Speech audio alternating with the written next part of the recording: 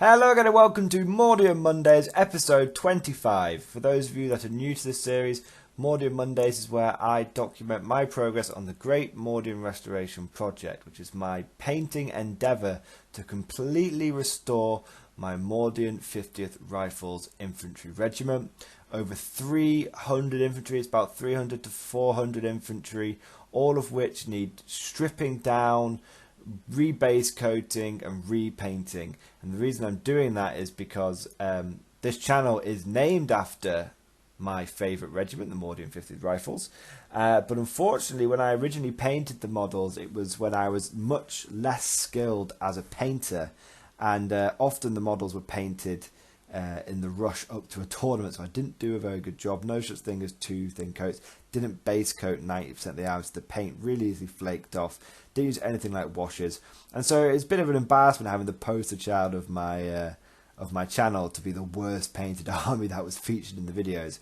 So as a result, what I did with the support of my subscribers and my followers, I have begun the Great Mordian Restoration Project, which is me completely restoring the Mordian 50th Rifles to their former glory. And I document my progress week by week in these videos. Now, the content of these videos is focused not only on the hobbying and painting aspect, but also the thoughts behind the particular squad that I've painted that week, and any overall tactical thoughts I have had regarding the army and tactics I've cooked up whilst painting and thinking about the models that I'm doing.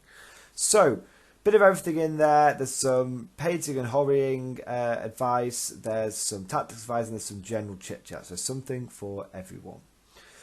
So this week I have managed to mostly stay on track. I appreciate that it's a Mordian Mondays video that is being released on a Tuesday. That's because I wasn't quite finished. If you look at the base, you can see the basing paint, the Agrellan earth, is still wet, still drying.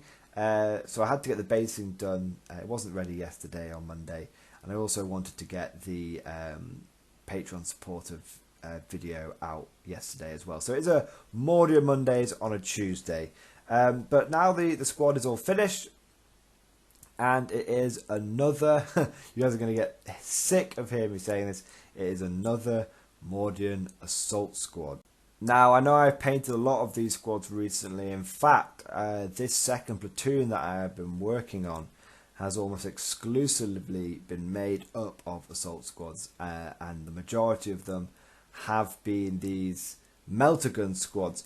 But the reason I've been focusing on those units is because I'm trying to get up a good Mordian Melta hedge, and that's a tactic that I used to use back in 6th and 7th edition, and back then it was effective, but now with the Mordian Overwatch hitting on a 5+, it should be even better. So what is a Mordian Melta hedge? So what the principle basically works upon is that Imperial Guard by and large don't really like being in combat, but it's an inevitable fact that in most 40k games you're going to find yourself getting torn to pieces in combat as a guardsman, and many competitive armies out there rely on assault, because assault is really devastating. So what the Mordian Melta hedge works on is that if you're going to get contacted, then you've got to make it really painful for the enemy. You've got to try and deter them from doing that.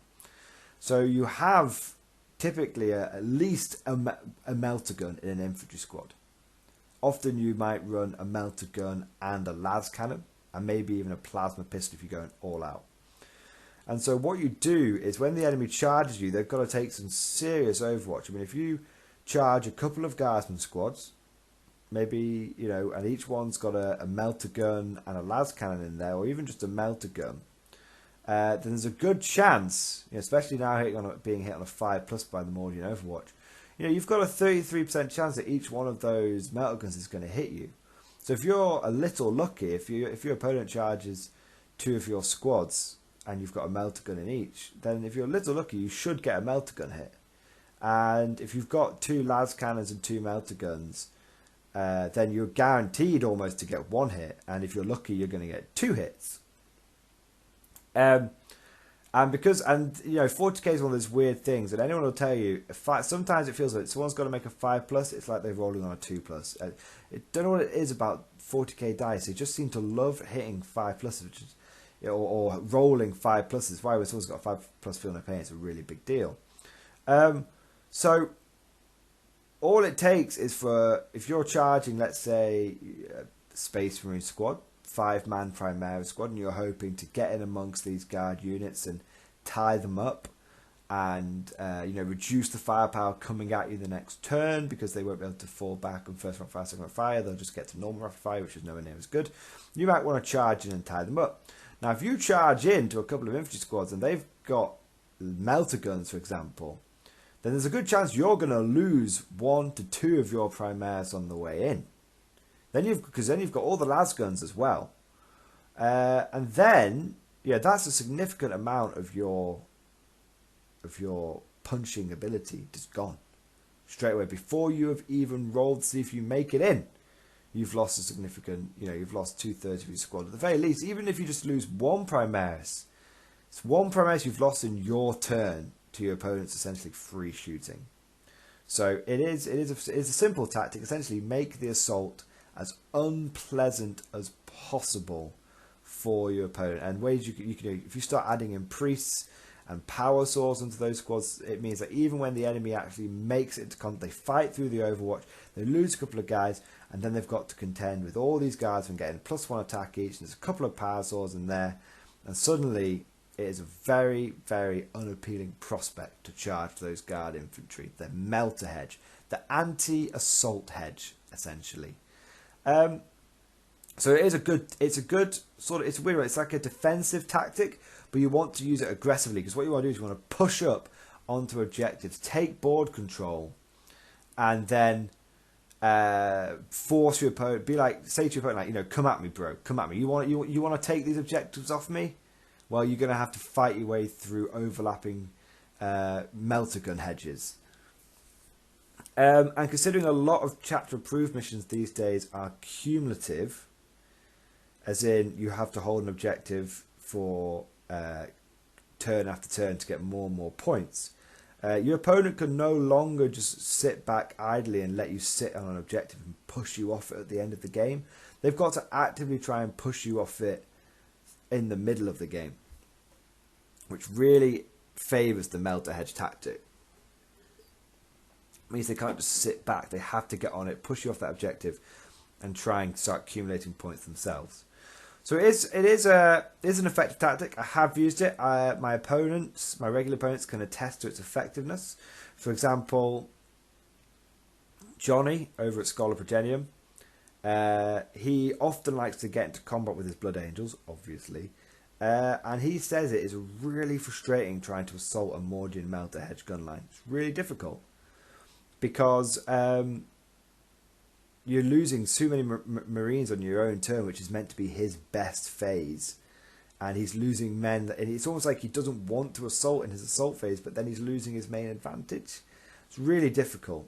It is difficult for your opponent. It plays mind games with them. So that's sort of the tactics behind the squad, and like I said, I'm building up that melta hedge now. So I think this is at the very least, it's my 5th squad with a melta gun, or 4th squad with a melta gun. I had 1 from the 1st platoon, and then this is my 3rd one. This is squad 4 of 2nd platoon. So my 4th melta gun squad overall. Out of the 9 assault infantry squads that I've got, I should have. I think it's 4. Oh no, I've got 9.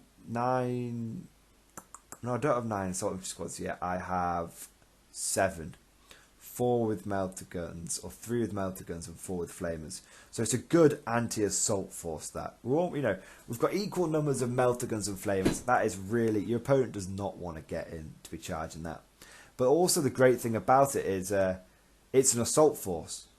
So because I've not got any heavy weapons in these squads and they've got assault weapons, I'm able to move up the field quite quickly move. And basically after turn 1, turn 2 onwards, I've got all these Melta guns and flamers in range. That's really going to start packing a punch. And the great thing about Melta guns, the reason I like them so much is they're only 10 points, they're quite cheap. And they come with quite a big voodoo factor. So what do I mean by that? Well, your opponent will be thinking, oh, well, it's only one guardsman with a Melta gun. He's only got a 50-50 chance. Yeah, that's true. But when I'm rocking like 1,000 points, like 5-6 Melta guns, suddenly your opponent can't afford to leave them. And a Melta gun does have that intimidation factor. It's like a BFG. You know, it's a big gun, a big effing gun. And so even though your opponent knows at the back of his mind, oh, it's only a guardsman, he only hits on a 4+, he's still there thinking at the back of his mind, he's still there thinking on an instinctive level, but it is a Melta gun. It is a real wallop if it hits me. So it does it does play sort of mind games with your opponent, and he can't really afford to not get rid of them. So that's the sort of tactic side of it. Now, just to go into the hobbying, mix up. Normally I do the painting bit first, hobbying bit first, and then I go into the tactics side. Decided to start with the tactics side this time, but going into the hobbying aspect of Mordian Monday, which I know is the favourite bit for many of you guys. This was a really interesting squad to paint this week. Really good. So it was a converted Cadian squad. So the majority of the parts are from normal Cadian shock troopers, which I've added lots of additional bits to. Now, I'm pretty firmly entrenched in using the Anvil Industry bits now for converting my Cadians. Just to go through, the basic rifleman and the Voxcaster guy, they were all made using converted Anvil Industry heads. So you buy the Anvil Industry parade ground hats. They do heads. They do require a little bit of trimming around the neck. They've got a very big neck, so you have to trim the neck down. But they do work quite well with the Cadian bodies. The other three models, the Melta gun guy, the sergeant, and the medic, are all Games Workshop models. So the Melta gun guy is from the Command Squad box, and he's pretty, apart from the backpack and the all the main parts are from the Command Squad box. So the Melta gun's from the Command Squad box, and the head is the cap from the Command Squad box as well.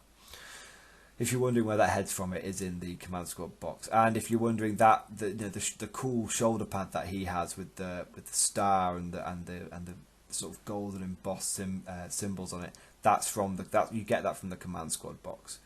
In terms of painting it, I'm really happy with how the visor came out for the Melta gun guy. You see, what I did is I base coated it using Calador's. I did my power sword technique on it. So if you notice, it's got that like wet shimmer shine to it.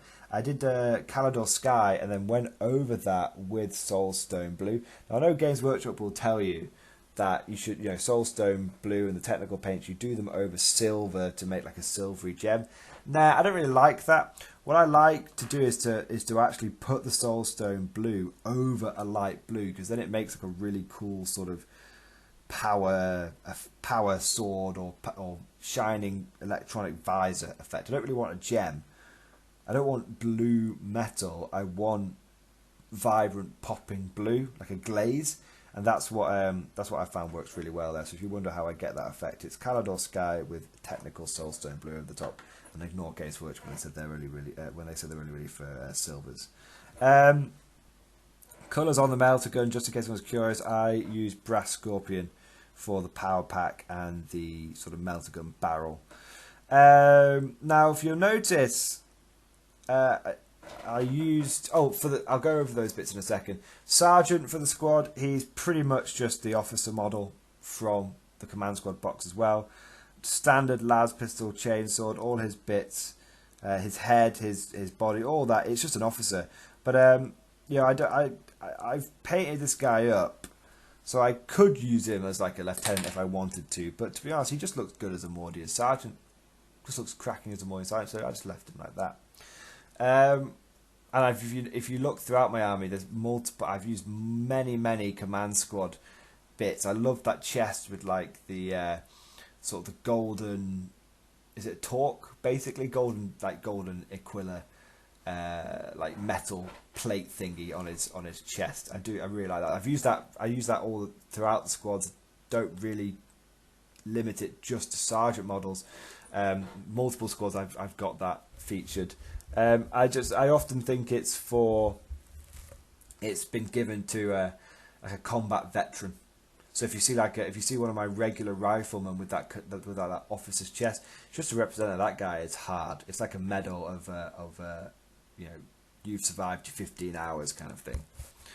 Now the medic model is one that is no longer available. This is an old metal medic. It's the second one that I've used in the Great Mordian Restoration project so far. It's a single piece, all one piece metal model. It came in the original metal command squad box. You can get these guys on eBay. They're relatively common. You can probably get them for about £10 to £15. And yeah, I really like them. They're very different to the current medic model, which is the plastic one that comes in the command squad box set, which is like a guy unraveling a bandage. This one is a bit more high tech. It's not just it's not just the current plastic one is basically just a backpack and a bandage and a special helmet. This guy has got like a proper. He looks like a proper sci-fi medic. He's got like a metal glove on, which he uses for like scanning and injecting people. He's got a blood bag, which is cool. He's got a little medical scanner hanging down from his belt, and I honestly couldn't tell you what's in that box that he's carrying in his right hand, but it looks like some sort of blood transfusion thing. Now I just use this guy. I just use him as a basic rifleman. I don't find that the medic rules in 40k for the guard are any good. I don't find them any good. So I just use the basic. I just use him as a basic guardsman, and it just adds a bit of variety to a squad. Because at the end of the day, it doesn't really matter what the model has as long as it's clear what it's armed with. And so what it has is extra detail, and extra bits. It doesn't really matter as long as it's clear to your opponent what it's armed with. And this guy has a lasgun slung over his shoulder, so it's pretty obvious. If your opponent asks, "What is he armed with?" which is what most people all they care about, you say he's got a lasgun. He's a rifleman. It just adds a little bit of extra detail to a squad, because you would have like squad medics, and they wouldn't necessarily have any rules to the tabletop, but you would have people going around bandaging people up and being medics, being corpsmen. So yeah, there you go. I just think it adds a little bit of extra flair. When you've got it in a big horde of like 100 plus guys, you don't really notice it's a medic model.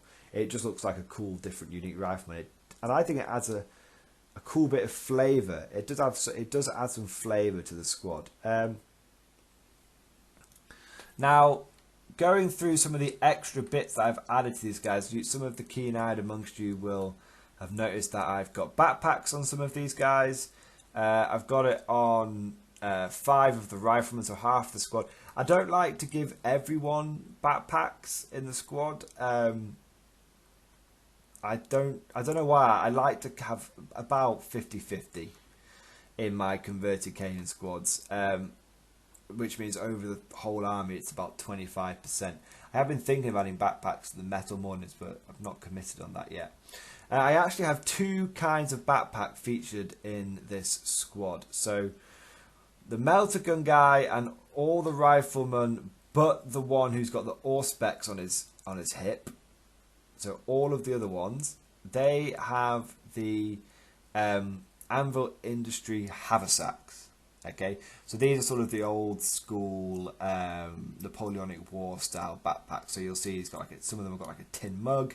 They've often got like a little water flask on the back of the backpack. So that's what nearly they've all got. However, the guy with the Auspex on his back has got the Anvil Industry Bergen, and that's a more modern looking sort of Alice backpack style. I just like to mix it up. I've got a few of each. I've not overly selective or about which ones, about the ratios in each squad. It's just whatever I've got near to hand. So in this case, I just had four. Of the haversack ones and one of the Bergen ones.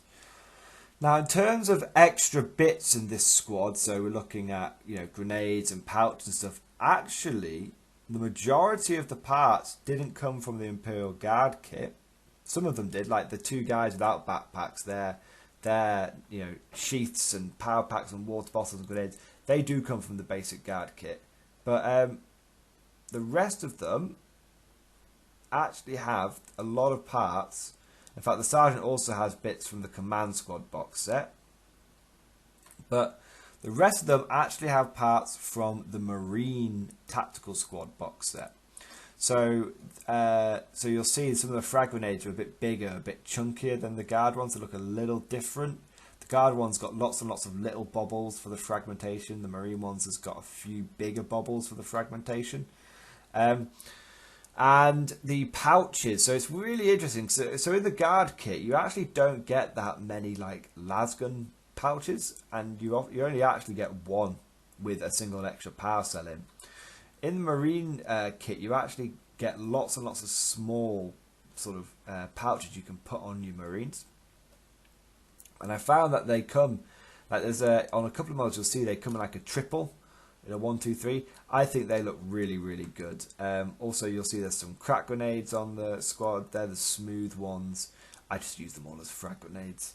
You'll notice as well, what I found was to make a couple of the longer single pouches. What I did is I took one of the Marine magazine pouches, which holds a bolter mag, and they're really long. They're almost the length of a guardsman, half a guardsman's leg. And I cut it in half, and I found that made a nice long single pouch. It took the bolt pistol on one of the riflemen. You'll see he's got a pistol on his hip. Yep, that is straight from the Marine kit. That's a bolt pistol in a holster. Same goes for the Auspex. Now the Auspex is actually not from the current tactical squad kit. It's actually from like a really old one, and I've got a few. You can get these Auspexes in the Black Templar upgrade kit as well, if you're wondering where to find them from. But so I have a load from the old Black Templar upgrade kit. You can also get them in the really old tactical Marine squads, and when I'm talking really old, I mean the ones that you used to get back with like around the time it was Assault on Black Reach, 3rd, 4th edition, and the tactical Marines only came with a flame and a missile launcher as a heavy weapon, special weapons, and your sergeant only came with a bolt pistol and a chainsword. That's the old kit that this Auspex is from, but you can get these from the Black Templar upgrade kit as well if you want to give your guys some Auspexes. In the current Marine kit, that you do get an Auspex, but it's got the Marine hand moulded onto it, so it's a lot harder to use. You've got to try and trim that hand off. There was a couple of other bits I wanted to talk about. Combat knife is on one of the guardsmen. That is again from the old Marine kit. And most of these the grenades and pouches are from the new Marine kit, and the Auspex, the knife, and the bolt pistols from the old tactical Marine kit. And the same goes for the Vox Guy's scope. Now I really like this scope on the lasgun. This is on the Voxcaster guy. I think it makes it look like a las carbine. I don't know what it is, because if you actually measure it side by side with one of the other las guns, it is the same length. But for some reason, putting that scope on it, it's like an optical illusion. I feel like it makes that las gun look much shorter, much more like a carbine. Not sure why that is, because it is just a normal las gun. But I really like the way that scope works on that Vox Guy's lasgun. I really like the way it looks like a las carbine, and it's made me want to try and find a way of getting more las carbines into the army. The Cath Chance use las carbines. It's made me want to try and incorporate some of those into the restoration project. Some of you, the last thing to say on the Auspex guy, you may notice that the las rifle is missing the Aquila. That is because when I was doing the restoration on this guy, I'm actually running a little low on las guns, because I'm rebuilding a lot of guys from like scrap and spare parts, and this is one of the lasguns that had originally been earmarked for my Gene Stealer cult, and in my Gene Stealer cult I scraped off all Aquillas and all the guardsmen. It was a lot of extra detail went into the army. So unfortunately this guy ended up with a lasgun that had been earmarked for the Gene Stealer cult. Hopefully that doesn't mean that this guy is part of the cult. I would like to think my Mordians hadn't been infiltrated. I think it's just fluff wise, it's just he's basically been given, because the Mordians are made up of lots of, the 50th have incorporated lots of other regiments in it that they've absorbed and they've Mordianified. I just like to think that with the demands of a Pure Regiment, you do get some third rate and third line and fourth line weapons being issued to guardsmen. So I just feel like this guy has essentially been issued with a reserve lasgun, one that maybe he's got a defective one or a prototype one, or it's one he's scavenged from the battlefield. Who knows? Don't think that would go over particularly well in the morning if they found out he was scavenging weapons. Yeah, it's just an interesting little quirk. And in case anyone was wondering, there isn't anything really behind it. It's just the way that the model's been restored and been built from additional spare parts. So there you go, guys. Lots and lots of I've gone into quite a bit of detail on the parts used in this squad, and that's because it is subtly, and this is what I'm really trying to do with the Mordian Restoration project. I'm trying to make squads, because I'm painting so much infantry, I'm trying to make squads that each individual squad's got lots of flavour, and whilst they all look very similar, they each have their own sort of unique character. So for example, I haven't used that for the Melta guy. I haven't used that hat, that hedge before with the visor. I haven't used that before, so that gives that squad a little bit of character. I've not put a scope on a lasgun before. That gives that guy a bit of character. I've not given a guardsman a bolt pistol or a pistol on his hip before, or an Auspex. And I've not used in the last squad that I converted squad that I did. I used lots of bits from the Scion boxes, and this time I've used lots of bits from the Space Marine boxes. So whilst from a distance a pouch looks like a pouch, a knife looks like a knife, whatever, and individually the squads do actually have quite a lot of flavour. And it's one of those weird paradoxes, because whilst from a distance they do look, pouch looks like a pouch, you don't know whether it's from the Scion kit or the Guard kit or the Marine kit. From a distance it looks different. They look like pouches, but at the same time you overall get that sense of a variety of equipment and uniqueness to the model. So it's interesting. It both looks homogeneous and gives lots of flavour and character at the same time. Just it really does, and it also stops me from going insane from painting the same model over and over and over again. I think I've managed to keep a fair variety of poses as well throughout the squads. Yeah, I mean, I'm going through. What I'm really appreciating as well. This is the last thing I would sign off on. If any of you guys are building guardsmen at the moment, and you're thinking, is it worth it adding in those extra, like grenades and knives and water bottles? It is worth it. I used to think it just adds more time onto the models. It's going to take me more time to churn them out. It will take you longer. All those extra details, I say, even though it's only a couple of pouches and bits and bobs, all the extra details add up. And I would say they definitely double the length of time it takes to finish a model. Each one of these guardsmen does take me about an hour and a half to 2. I'd say it takes an easy 2 hours to complete each guardsman. Easily. Like, when you take into account the base colours, when I've done all the base colours, that's only half of the model. I've then got to do all the washes, and then I've got to do all the edge highlighting, and then the dry brushing, and then the basing. So yeah, when I get like to the end of the week and it gets to the weekend and I'm like, oh yeah, I've painted all the primary colours, that squad's almost finished. It's not. But whilst it does add in a lot of extra time to painting the model, it is so worth having those grenades and pouches on the models. I cannot tell you that I really appreciate those extra details now, because the amount of models that I used to build and I didn't add any pouches or anything to them, and I come to them now and I think, well, this model just looks half finished. It doesn't even look like it's been fully built. It literally looks half finished because all the guy's got is a lasgun, no extra details, and it just doesn't look right. So if you're building guardsmen now, I would highly recommend that you do add those extra parts on. If you're like me and you've already built loads of your guards and you didn't bother giving them any grenades, let me give you a quick tip on how to add extra details to those guardsmen. It's really easy. Just add grenades. Honestly, a pair of grenades on a guardsman's hip makes all the difference, and a single pouch. If you can just chop up and make a load of single pouches from the spare parts, and it's really easy because I haven't done it in this case, but I have done it on my Black Templars when I've gone back and added parts to them. All I did was get all my grenade, because all the grenades tend to be on the same spot on the sprue.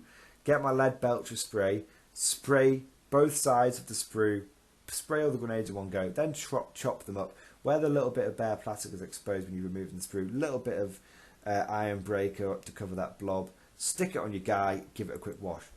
You can add grenades to a squad of 10 guardsmen in, including drying time, like less than an hour. Because you spray it one side, takes 5 minutes to dry. Spray it the other side, takes 5 minutes to dry. Chop it off, takes about 5 minutes. Glue it on, takes about 10 minutes. If you're like me and super glue goes everywhere. It's got about 25 minutes. Little blob of lead belcher on the exposed plastic where you chopped off the sprue. Little wash, that takes about 10 minutes in total. 45 minutes. You're looking at 45 minutes to add, and I wouldn't even add really any more additional time to that if you wanted to add a single pouch as well, because you know what you do. Mornfang brown spray paint, same principle. Mornfang brown spray paint, cut it off where the exposed plastic is, blob of Mornfang brown Citadel base paint, wash it in Seraphim sepia to subtly pick out the details. Easy peasy. I'd say in an hour you can make a huge difference to your guard squads. So there you go, guys. In-depth Mordian Mondays, Tuesdays. Wasn't actually expecting this video to go on for half an hour, but that's because I've gone into a lot of hobbying details and a bit of tactics details as well. Hope you guys have enjoyed the video. As always, let me know how your hobbying projects are going. Put down your painting progress in the comment section below, and hopefully we can all keep each other motivated to continue our painting projects. Thank you guys for listening. If you've got any feedback on the models that I painted this week, if you've got any questions about the parts or any colours that I've used in the paint scheme, please just ask the questions below in the comment section and I will try and get back to you all. Thank you for watching, and of course, I'll see you guys next time.